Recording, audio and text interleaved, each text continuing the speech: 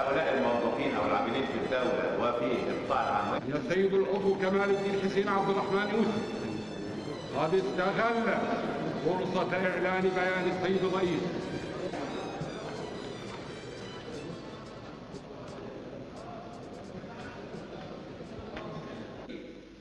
وفقكم الله.